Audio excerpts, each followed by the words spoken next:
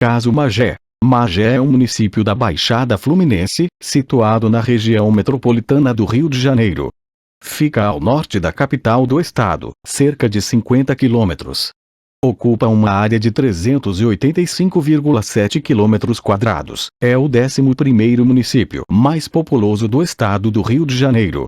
Foi fundada em 9 de junho de 1565 com o nome de Magé-Pemirim, que depois foi abreviada para Magé.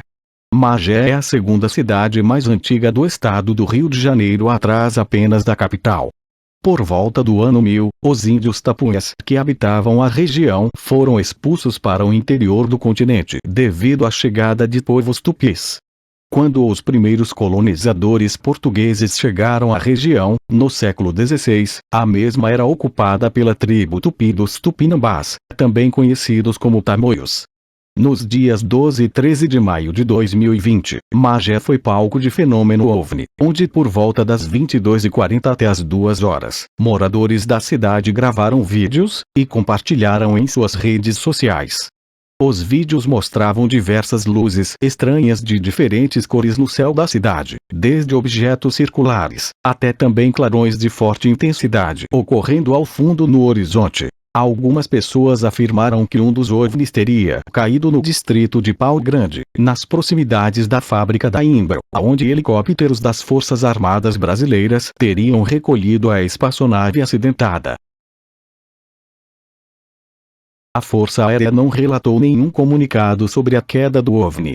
De acordo com um ufólogo, as filmagens seriam avistamentos do planeta Vênus e de alguns satélites artificiais como a rede Starlink.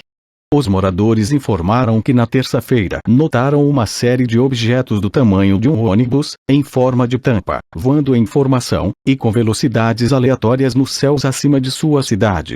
Muitos pegaram seus telefones e começaram a filmar quando helicópteros apareceram e perseguiram os objetos. Um deles começou a descer em direção à terra muito rapidamente, aparentando colidir com a selva. Um morador capturou um vídeo de uma luz verde brilhante no céu a partir da área onde o OVNI caiu. Não ficou claro se este foi exatamente o momento em que o objeto caiu, ou se foi depois. Outra provável explicação para o caso, referentes aos clarões vistos pelas testemunhas, foram possíveis testes realizados pela fábrica da Imbel com armamentos explosivos. A hipótese ganhou força devido a um falecimento de um dos funcionários da empresa na data em questão devido a um acidente. Outra justificativa que deram na época é que os clarões seriam fogos de artifício devido a uma comemoração que estava ocorrendo na Imbel. No dia seguinte, os moradores descobriram que a área havia sido isolada pelo 32º Batalhão de Infantaria do Exército Brasileiro. Muitas explosões e tiros foram ouvidos e uma nuvem de fumaça saía do suposto local do acidente. Os moradores informaram que não apenas a presença militar, mas a descarga de armas de fogo é algo que não acontece na selva. Note que o acidente aconteceu ao lado de uma fábrica de armas controlada pelos militares. A polícia de Magé não teve permissão para acessar a área, segundo relatos locais.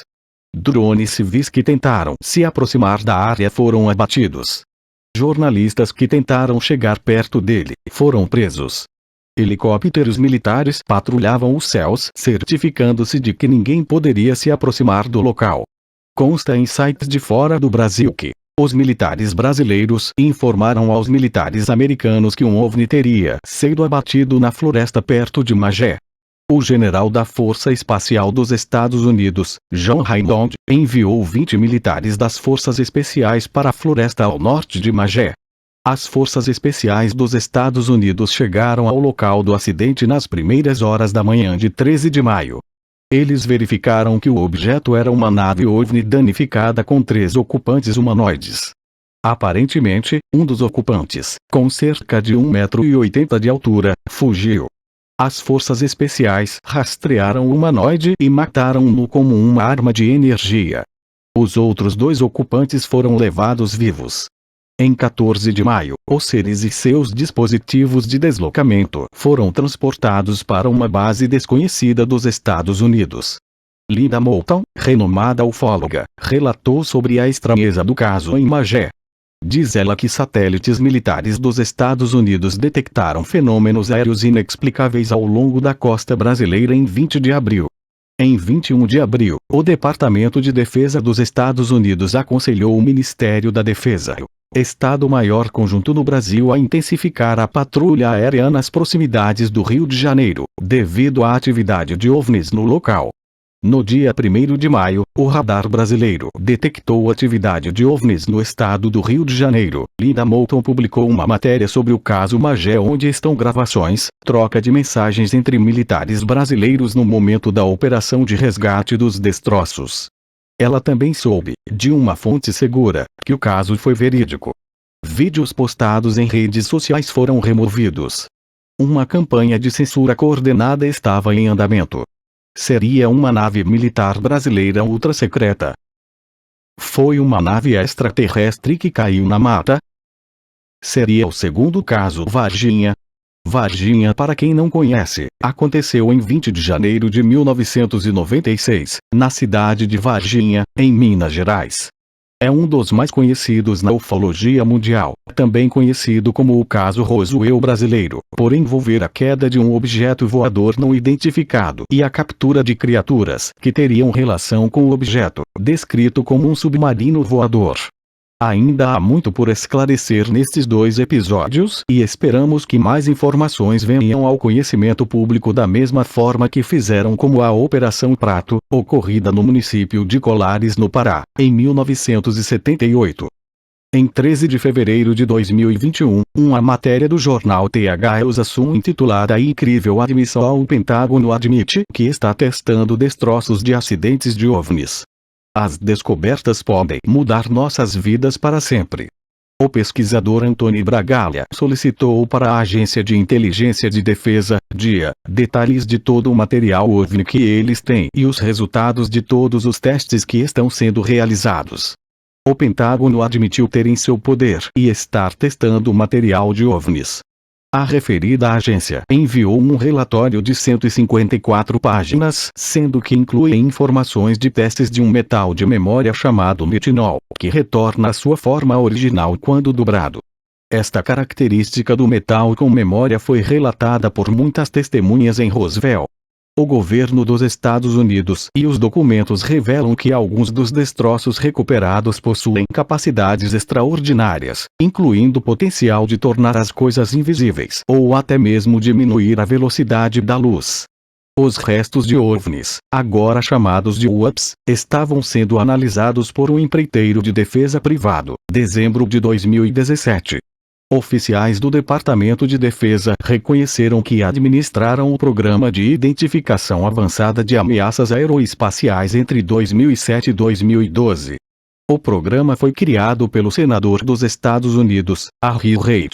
Áudio e o vídeo de 2 pilotos da Marinha dos Estados Unidos perseguindo um objeto voador não identificado perto de San Diego foram investigados como parte do programa. A filmagem, lançada em agosto de 2017, mostrou que o OVNI girava e mantinha uma aura brilhante. Era dirigido pelo oficial da inteligência militar, Luiz Elizondo, em Washington, D.C. A maior parte do dinheiro do programa foi para uma empresa de pesquisa aeroespacial. O programa produziu documentos que descrevem avistamentos de aeronaves que pareciam se mover em velocidades muito altas. Ele também relatou sobre aeronaves sem sinais visíveis de propulsão, ou aeronaves que pairavam sem meios aparentes de sustentação. Isso incluiu a perseguição a jato de caça em vídeo, quando os pilotos seguiram o OVNI do porta-aviões Nimitz na costa de San Diego em 2004. Outro incidente envolveu um jato Super Hornet da Marinha, seguindo um OVNI que emitiu uma aura brilhante, viajando em alta velocidade e girando enquanto se move. Em áudio e vídeo, ouve-se o piloto exclamar: "Há toda uma frota deles." Elizondo confirmou que continuou a trabalhar com oficiais da Marinha e da CIA no programa até que renunciou ao cargo. Ele pediu demissão em protesto pelo sigilo excessivo e pela falta de recursos para o programa. Em uma carta ao secretário de Defesa, Elizondo disse que sua pesquisa sugeria uma correlação direta entre OVNIs e nossas capacidades nucleares e militares. As exibições do fenômenos de além das capacidades da próxima geração podem representar uma ameaça tântica para nossos pilotos, marinheiros e soldados. No entanto, desafios burocráticos e mentalidades inflexíveis continuaram a enterrar as evidências, e não havia caminho a seguir.